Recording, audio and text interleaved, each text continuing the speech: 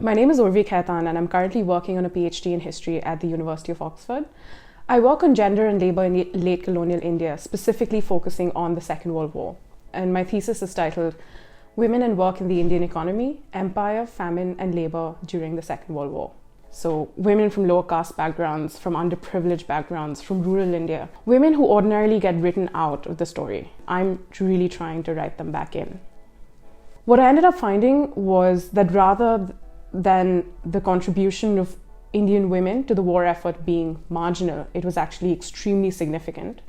We're talking about hundreds of thousands of non-elite women, so women from lower caste backgrounds, from Adivasi or indigenous communities, who bore the effects of the Second World War in terms of its rising prices and huge skyrocketing inflation, and having to deal with some of the really adverse socioeconomic impacts in terms of the Bengal Famine of 1943.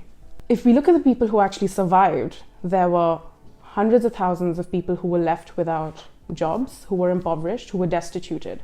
And these are the women that I look at in my work.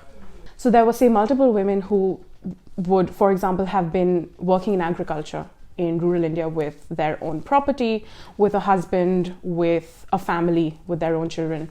During the famine, these families disintegrated because it was very hard to feed every single member of that family when there was such little food around, and whatever little food was there was so expensive. As the families disintegrated, a lot of male members of families ended up selling off daughters or sisters. And so what we sort of see emerging is this market that values women's labor potential, but they end up in extremely exploitative work in the labor core. So the contributions of non-elite women was primarily through manual labor. Some of these women worked in coal mines and some of these women worked in the labor core. So I'm going to begin with coal mines. So women had been working in coal mines in eastern India for a very long time. But in 1937, the colonial government imposed a ban on women's work underground. This meant that women could no longer go beneath the surface to mine coal and put 40,000 underground women workers out of work. Now, cut to 6 years later, in 1943, the Allies are going through a terrible coal crisis. And they're running out of fuel and they need coal. The Indian colonial government had promised Britain 25.5 million tons of coal. And they realized that there was no way they were going to meet that target without employing women to go underground. And so in 1943, 6 years after the ban was imposed, women go back underground to work in coal mines. We see about 20,000 women going back underground, and there's a further 50-odd thousand working above ground in a whole range of manual labor roles. So over 77,000 women are battling famine, battling inflation, and they're working in these mines to mine coal, which is going to provide fuel for a number of important Allied campaigns around the world, in the Mediterranean, in various other theaters of the war that were extremely important. When they worked in coal mines, they would be going underground, working with male partners to hew the coal, and then crawling back up to the surface. So it's very different to the sort of work that relatively privileged women in the RINs or the WACAs would be doing. And this is because we need to think of Indian society as not this one homogeneous, undifferentiated group of people.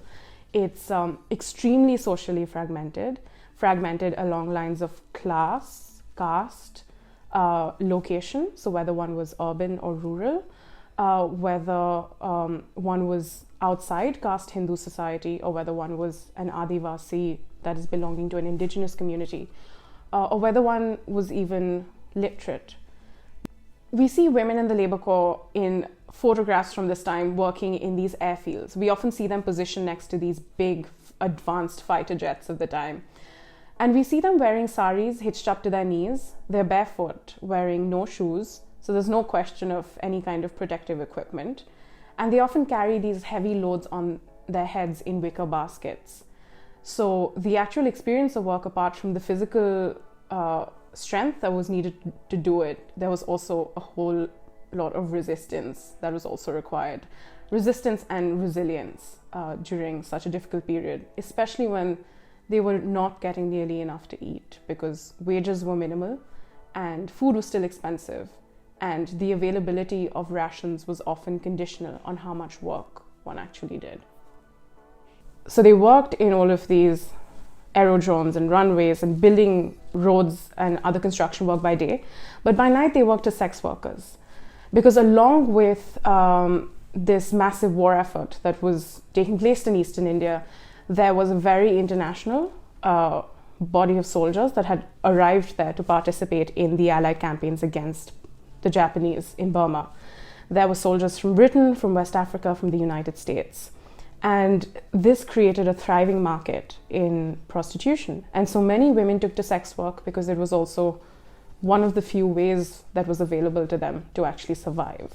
So this isn't a question of recruitment. It's a question of a forced choice to do certain kinds of work when there were very few other ways to survive. And I think we need to understand fully that these are women who were making decisions about survival, the family, and work, but they had so many limitations on how they could actually live those lives. These were services that were contracted out by the military to contractors who then employed these women. So the labor corps was not governed by any kind of formal regime of payments or of allowances or rations. It was all informal, and I think that it was almost deliberately kept informal so that there were very few obligations that were owed to these women workers, and also so that there was no need to acknowledge the simultaneity of manual labor by day and sex work by night that many of these women were doing. As I've said earlier, these are not women who ordinarily get written into history. And we haven't heard about their contributions. We haven't heard about the disproportionate burden of these crises that they had to bear. And that's because, first of all, we don't have access to any written records they left behind since they were not literate. And quite frankly, in the middle of all of this, did not have the time to sit and write diaries about what they were going through. So these histories are harder to get to. But it's also because of the ways in which we actually remember the Second World War. There is a concerted effort to remember the war in a certain way. And this story of suffering and exploitation and labor coercion does not fit that story.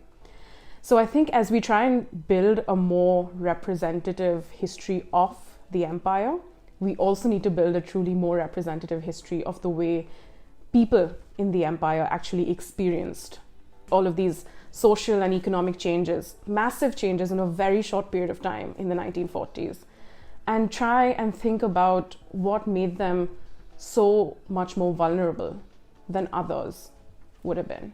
So this is an uncomfortable history. It's not one that's easy to read. It's not one that's easy to hear. We don't know the extent of what these women really went through, and we will never know. But I think it's important that there are people who are out there trying to find those stories.